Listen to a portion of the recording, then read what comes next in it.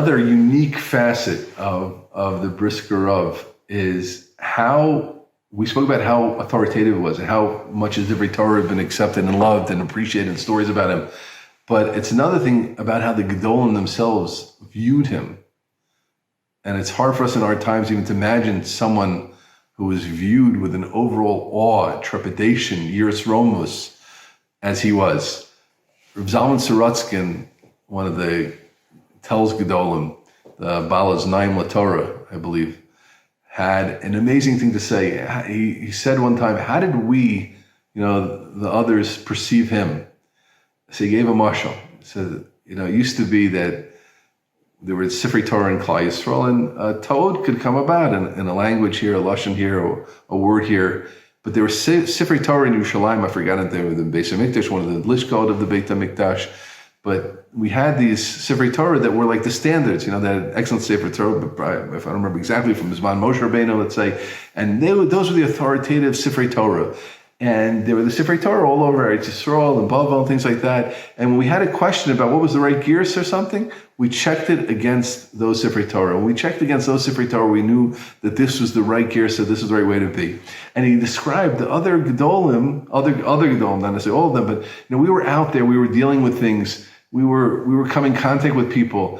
And when you're in coming in contact with people, your dayas can change, your ashkavas can get moved. Obviously, you have to apply the Torah in a good way to the people you're dealing with, know when to be mekel, know when to be machmir. But we were like the Sifrei Torah that were out there. But there was a Sefer Torah Shebeheichal, there was a Sefer Torah in another place that we used to check ourselves against. There's a place for us to go to see who we were, and that was the Brisker Rav. He was for us the Sefer Torah, which was untainted, which was absolutely pure, and we could check ourselves against him to see whether we were thinking the right way. Again, we're not talking about young Bachram checking with their Rebbe to see whether they were right. We're talking about Gedolim that would check themselves against the truth of the Brisker Rav, the Emes Trufa. In fact, Rav Aaron Kala, we spoke so much about in our 5 minutes on the Gedolim. One time came to Eretz Yisrael, he had a whole plan. As we said, Rav Aaron would move things. He was a leader, and one of the Askanim came to Rav Aaron and whispered something and told him, what you're about to present, the Brisker Rav is against it, and the whole thing was off. That was it. That was enough for Rav Aaron. The Brisker Rav, who was Rav Aaron? But the Brisker Rav, the Brisker Rav was against it. Rav Aaron wouldn't move. And that's another amazing thing. And the Kava Manche was, just as I understand, and I haven't studied the Brisker Rav as much as I've studied some of the other Gedolim, but he was perceived, and Brisk was perceived as Emes Truth, absolute truth, no psharas, no politics, no giving in. Just this is how it had to be, an absolute straightness, an absolute truth, and they saw that it was. A person could say, everybody says, every politician says he represents the truth. It means nothing. It means, and I don't think the public, I'm sure the Brisker Rav never said he represented the truth, but everybody knew in him.